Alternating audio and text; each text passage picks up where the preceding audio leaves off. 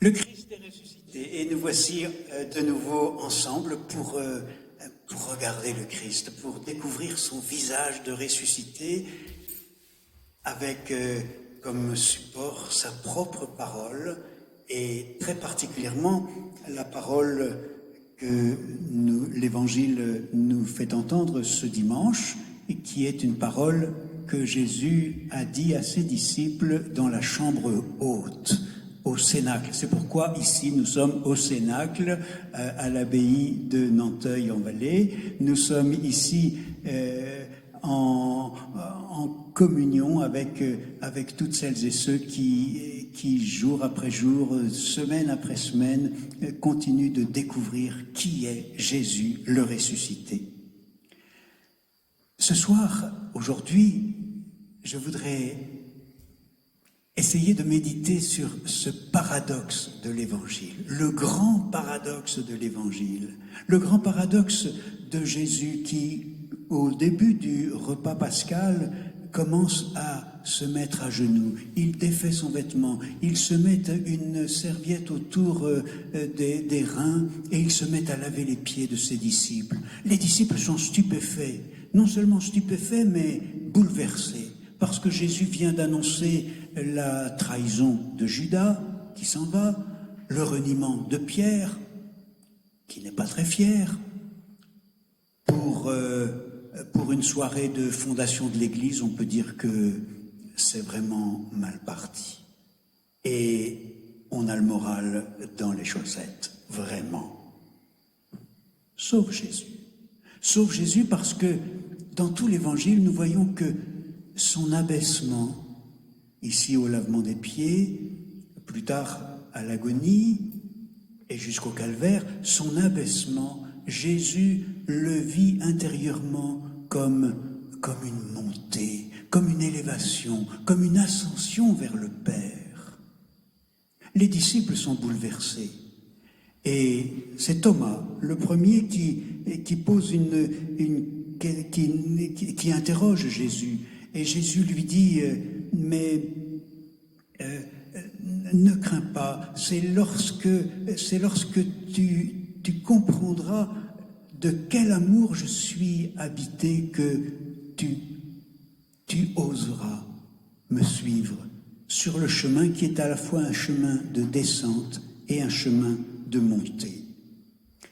La parole de Jésus, ce soir-là de Jeudi Saint, nous n'aurons jamais assez de temps dans notre vie pour la méditer.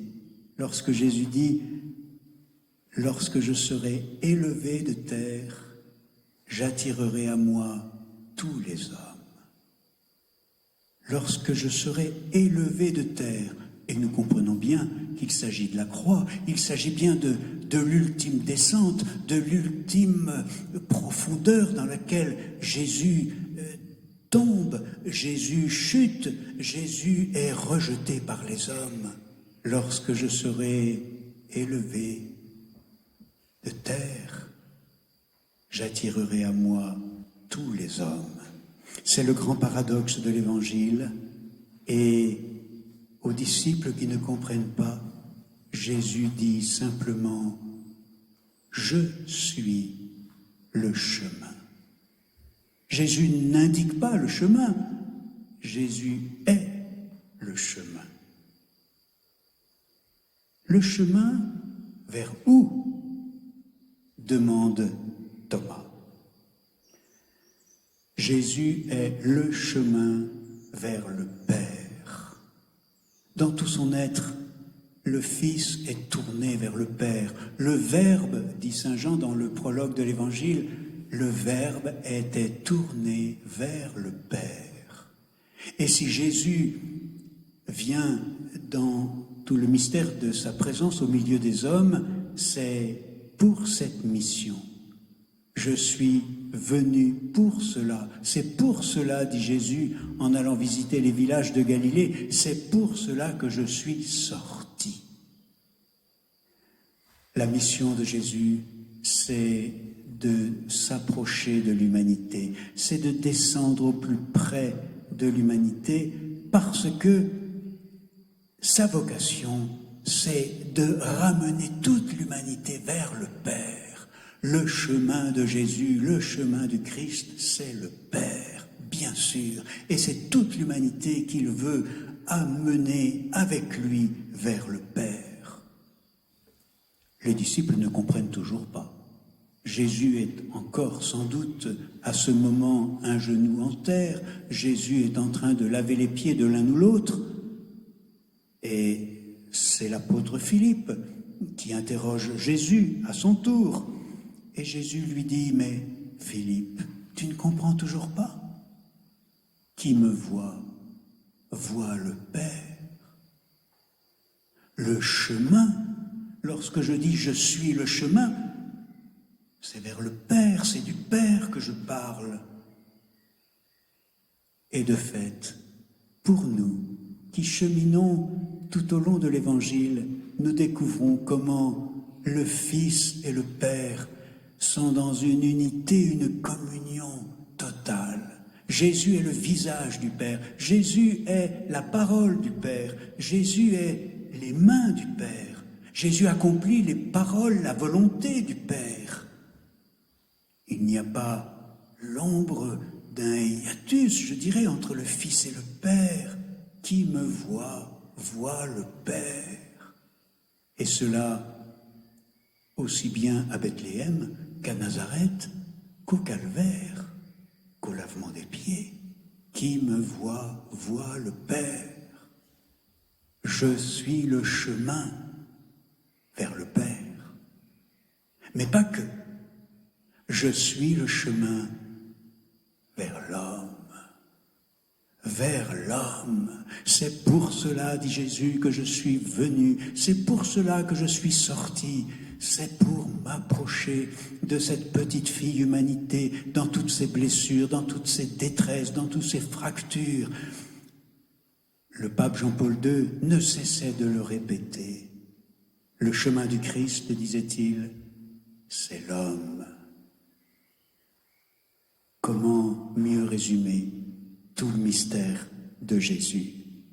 Par son incarnation, disait le pape Jean-Paul II dans son encyclique Redemptor Hominis, par son incarnation, le Fils de Dieu s'est, pour ainsi dire, uni à tout homme. Il dit encore, sur cette route qui conduit du Christ à l'homme, qui conduit du Christ vers tout homme, l'Église ne peut être arrêtée par personne. Le chemin du Christ, c'est l'homme. Comment l'Église aurait-elle un autre chemin à parcourir que celui-là? Le chemin de l'Église, c'est l'homme, c'est l'humanité, dans toutes ses blessures, dans toutes ses détresses, et nous en vivons aujourd'hui. Monseigneur Pierre Claverie, martyr à Oran, l'un des martyrs d'Algérie, le disait d'une façon tellement, tellement forte et tellement belle que je veux rappeler. Si l'Église, disait-il, n'est pas sur les lieux de fracture de l'humanité, que fait-elle? Je crois, disait-il, que l'Église meurt de ne pas être assez proche de la croix du Christ. Le chemin du Christ, c'est l'homme. Oui, le chemin du Christ, c'est le Père. Le chemin du Christ, c'est l'homme. Et ce ne sont pas deux chemins, c'est un seul et même chemin, c'est un seul et même amour qui rapproche Jésus de l'homme et qui le plonge dans l'intimité du cœur du Père. C'est un seul et même chemin, c'est une seule et même démarche d'amour. Nous le voyons au moment du baptême de Jésus dans le Jourdain. Lorsque Jésus plonge dans l'eau du Jourdain, il plonge dans l'eau des pécheurs. Il plonge dans cette eau qui a recueilli, pour ainsi dire, toutes les détresses, toutes les blessures, toutes les misères de l'humanité, les nôtres. Et lorsque Jésus ressort de l'eau, il est comme ruisselant de l'eau des pécheurs. au plus bas, vraiment. Mais c'est à ce moment-là que la voix du Père se fait retentir, comme si le Père, à ce moment, tressaillait. Et le Père sort de son silence, c'est pas souvent. Tu es mon Fils bien-aimé. Et Jésus, en cet instant, est comme ruisselant de la tendresse du Père.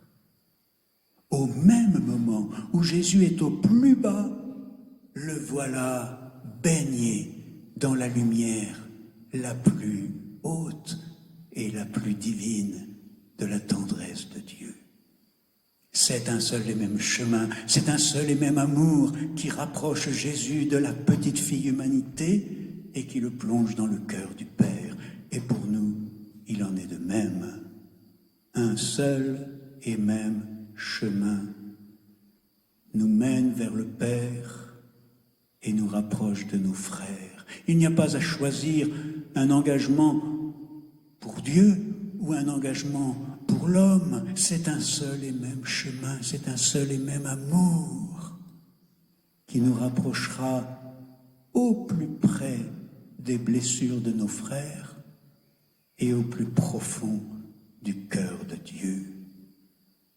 Le secret de Jésus, c'est l'amour, c'est la compassion. Que notre secret de disciples, que notre secret de chrétiens soit ce même amour, cette même compassion. Le plus court chemin pour nous, pour plonger dans le cœur du Père, c'est l'amour de nos frères. Christ est ressuscité. Alléluia.